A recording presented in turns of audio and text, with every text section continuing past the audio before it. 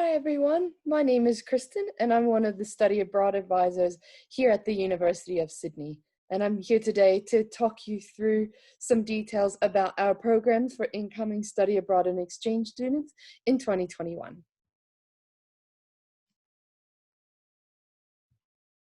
In today's session, we'll talk through some key topics including location, COVID health and safety, application logistics, classes and what you can study with USyd, student life and housing, and some travel ideas for traveling around Australia.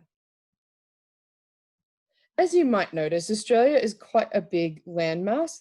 It's similar in size to the continental United States. So when you're considering your travel plans and ideas around Australia, do keep in mind that it takes about the same amount of time to fly from Sydney to Perth as it does from New York to Los Angeles, which is about a 6-hour flight.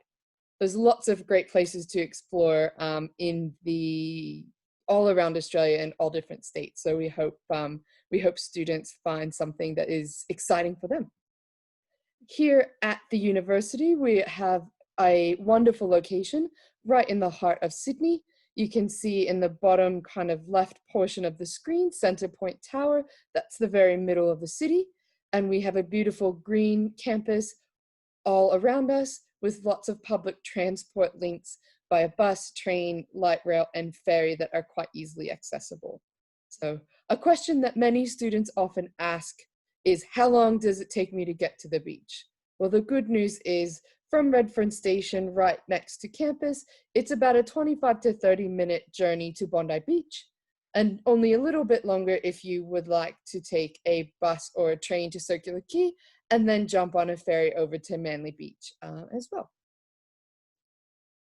At the University of Sydney, we're quite a large university with more than 70,000 students and about 7,500 employees, but not to worry, you will have your dedicated advisor within the USyd Study Abroad team to look after you and help guide you through everything you need to do and experience whilst you're studying with us. We will touch a bit on COVID health and safety today, as we understand it's quite a popular topic that students would like to know more about. In Australia, COVID was first confirmed in late January in 2020, and after strict lockdown methods and restrictions for several months, we've had very few cases compared to the rest of the world. Testing is free to everyone and accessible immediately, with the result in about 2 or 3 days, regardless of your visa status, your health insurance, or any other aspect of your day-to-day life. And there's very little community transmission in New South Wales as of August, and with most cases arriving from interstate or overseas arrivals from quarantine. There's some really great information on the Australian Government Health Department website and the New South Wales Health website regarding case numbers and border restrictions and other topics related to those. Now, just a quick snapshot here of case numbers across the states. In Australia, Victoria has had more cases than other states, New South Wales, Queensland, and so on, a bit less.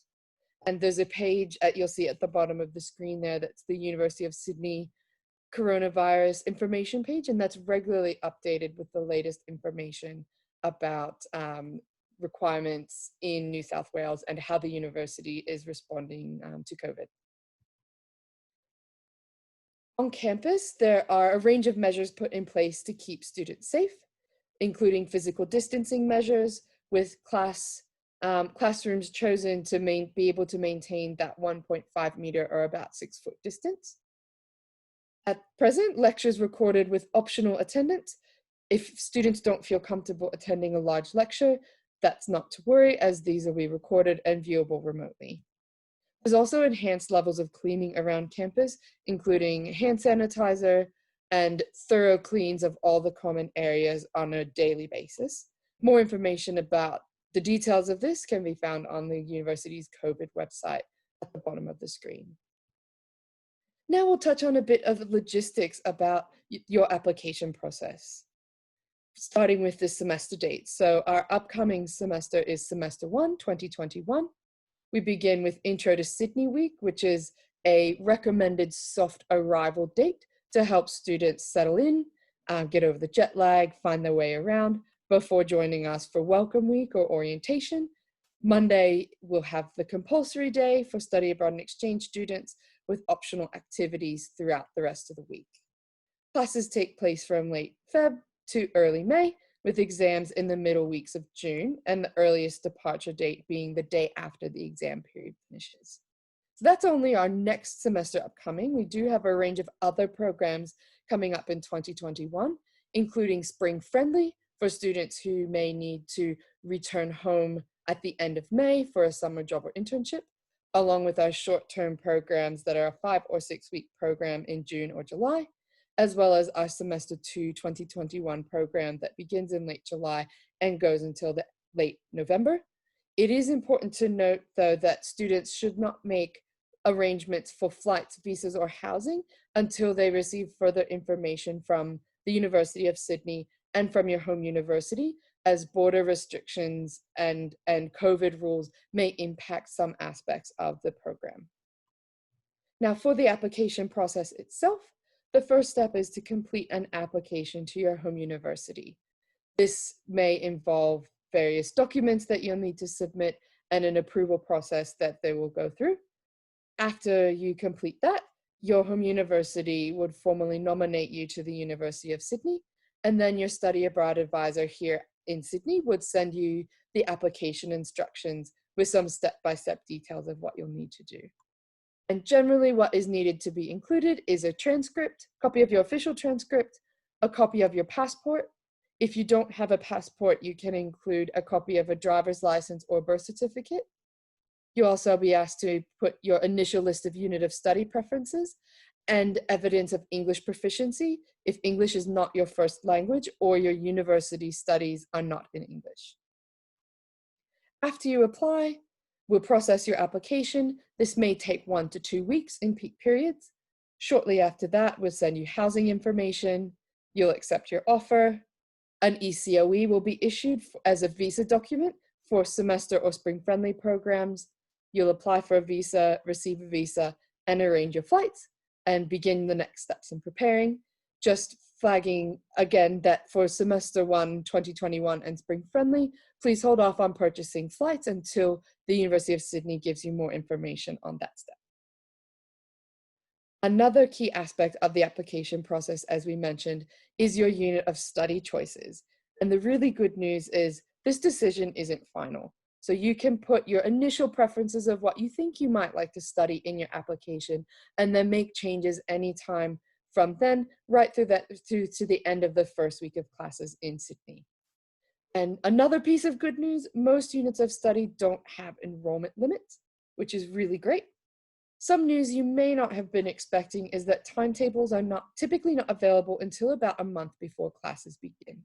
And that's one of the reasons that we do recommend that students pick some backup units at that initial application stage, just in case you change your mind about what you'd like to study, or your home university recommends you study something different than your initial choice, or maybe if you have a timetable clash. Having those backups can really help make that add and drop process closer to the start of classes a lot smoother for you.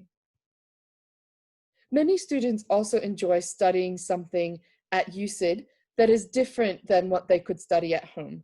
And that may include Australian Indigenous Studies, which is across anthropology, government, art, and a range of other disciplines.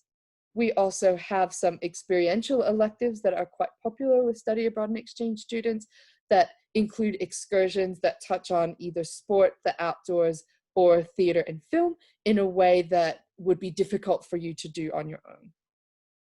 We also offer interdisciplinary projects. These are credit-bearing projects for undergraduate students that group together with students from a variety of academic backgrounds and work on a real-world business case and present their solution to the business at the end of the semester. It's also quite popular for students to study their home country, government, or culture from the Australian perspective. We got US, European studies, Asian studies, and that can be a quite popular aspect to add to your program as well. There's a website there on your screen. We'll also make that available online for students as well to peruse our unit of study options. At UCID, units of study have numerical codes. 1,000 to 4,000 level is undergraduate and 5,000 level is postgraduate. And in order to be eligible to study postgraduate studies, you would need to be studying your master's degree at the time of applying to UCID. If you're studying your bachelor degree at the time of applying to UCID, you'll need to focus your unit of study requests on 1 to 4,000 level options. The grading scale is something that many students wonder about, and we flag it here because it is a little bit different than what many students are used to at home. There's a 0 to 100 scale that is pretty common, but the numbers mean different things. So at UCID, a pass mark is a 50, credit 65, and so on. And a majority of students in a particular subject will end up with a result in about the pass or the credit range. It's important that students check with their home university on how these are converted, because ultimately how results are translated back depends on your home university to determine. Another experiential option that is quite popular for students is our Arts 2600 internship program. This is our hands-on internship with a placement in industry or research. It's a 6 credit point unit of study that involves a minimum of 120 hours in your placement, along with a range of academic requirements, including professional development workshops, reflective tasks, and a final project report. We have placements with a range of organizations, mostly small to medium enterprises, which may include fitness brands like Modibodi, sporting clubs like the Giants, as well as non-governmental organizations and charities as well. Now, we know students will have a great academic experience when they study with us at UCID, but we want to make sure you also have a great extracurricular experience as well. Here's a view from the Sydney Harbour Bridge, which is one of our social events that we organize with students to climb the bridge together. You know, life does come up with curveballs every now and again, and there's a great range of support services that's available to all study abroad and exchange students that study with us at UCID. These include everything from health and well-being, disability services, accommodation, career support, and so on. And if you're not sure how to navigate these, that's what your dedicated student advisor in the Sydney Global Mobility team is here to help you with. Budgeting is also another important consideration to keep in mind as you will be preparing for a program with us. These costs listed here are in Australian dollars and at the rates for 2020, which may increase slightly for 2021. Another way that we seek to help our incoming study abroad and exchange students settle in for a great semester with us is our Mates Abroad Buddy Club. And this is where we group students together in small groups with our recently returned exchange students who've gone overseas and come back to Australia and are super excited to help our new study abroad and exchange students find their friend group and learn about Sydney and Australia in a way that you can only really do with another student. Throughout the semester, we also arrange a series of social events, and the picture on the left here is our Breakfast with Koalas event at Sydney Wildlife World, which runs for several weeks at the start of semester. We also have a range of surf camp, harbor cruise, rugby games, basketball games, and more. So the sky's the limit, and we're keen to hear students' recommendations and suggestions as well for new events. Now, at orientation, when we have our orientation on campus, we welcome students here in the Great Hall, or as we like to call it, Hogwarts. Part of this session involves a performance by an Indigenous dance group, and they often ask for volunteers, which is quite fun. Before we move to lunch out on the lawns of the Quadrangle, it's a great time to mix and mingle and meet your best friends for the semester that you have classes with or you might be traveling with. In the afternoon, we'll get you together in your advisor groups. This is where you would meet your advisor from UCID, and we'll talk you through all of the nitty-gritty details of your student admin, so your timetable, how to change your classes, how to check your email and connect to the Wi-Fi, and get your student card and those sorts of topics. Before we move to our afternoon social event, where you'll get a t-shirt that is your ticket to a free food trucks and a chance to relax after a long day of lots of information, chance to do some limbo under a surfboard, maybe you'll win a surf camp, and there's a DJ. It's just a nice chill afternoon to hang out with all of your new friends. Throughout the semester, you'll have access to over 200 clubs and societies, including nearly 25% of which are sports clubs. And now we recommend students pick 2 clubs, one that's something that's familiar, one that's something new and different, maybe that you couldn't do at home. And that's a really great way to meet people that you wouldn't otherwise perhaps come across in your day-to-day student life. Throughout the city as well, we take advantage of all of the wonderful festivals that are on. This is a picture from Night Noodle Markets that's usually in October, where there's food, hawker-style food stalls where you can try lots of different cuisines from around the world. So have our light festival Vivid that takes place typically in the wintertime in Australia in May through June. It's a great time to walk around the city and see it all lit up. Maybe even on campus, here's the quad lit up with the colors of the Aboriginal flag. Another very popular topic with incoming study abroad and exchange students is our guaranteed accommodation offerings. And provided they apply by the deadline set for their program, all study abroad and exchange students are guaranteed accommodation. And this is across a range of apartment style, dorm style, and residential college options that are all within not more than a 10 to 15 minute walk to campus and close to public transport, with a range of international and domestic students in all of the various options. Now, Urban Nest is our apartment style option with a fully furnished apartments and a range of facilities, including gym, yoga, game room, a range of room types, and several locations within 5 to 15 minute walk from campus. So here you'll see another view of the twin share room. So whilst there is a roommate, there is some private space as well, with that bookshelf in the middle, which doubles as some nice storage space too. Here's the gym at Urban Nest, which is included in your rent and typically not very busy either. So a great option for your fitness, as well as some social areas to have a barbecue with your friends after class on the weekend. One of our most popular dorm style options here is Queen Mary Building. Now these are fully furnished single rooms that are self-catered, which means you buy and cook your own food, similar to most of the Urban Nest options. There's communal kitchens for cooking, a sky lounge that you'll see in the top picture on the left there, along with 24-hour support and security, residential life, and only a 5-minute walk to campus. Here's a picture of what the typical dorm room looks like in Queen Mary Building, and the common areas where you can hang out with your friends, pool tables, and watch videos or sports on the big screen TV. And the kitchen. This is the communal kitchen at Queen Mary Building. It's a great spot to meet friends, cook some delicious food, and go on your way. Another popular housing option is Regiment Building.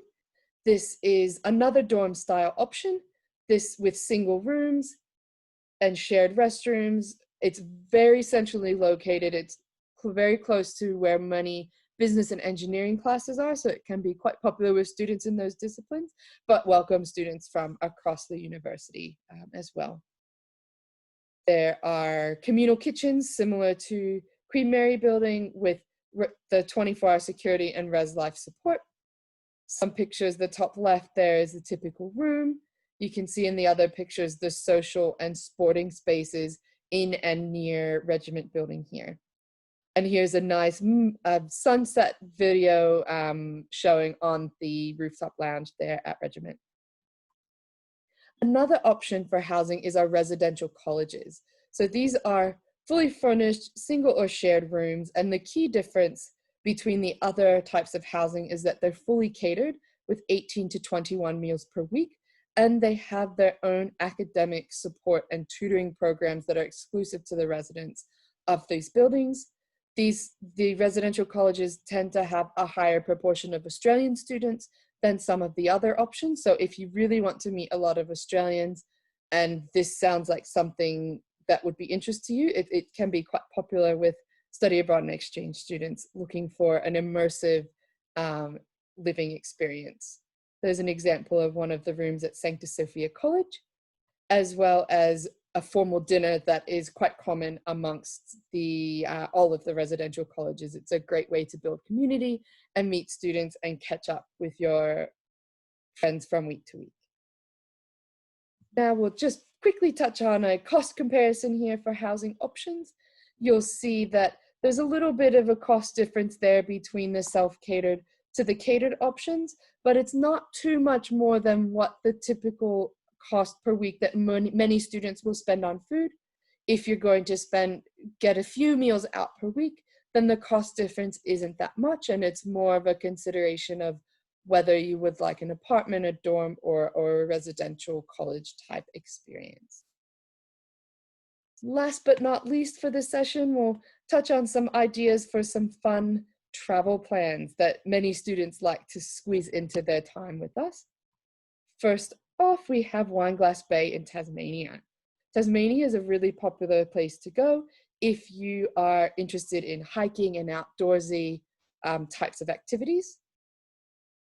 Another popular spot is the Great Ocean Road. This is the 12 Apostles.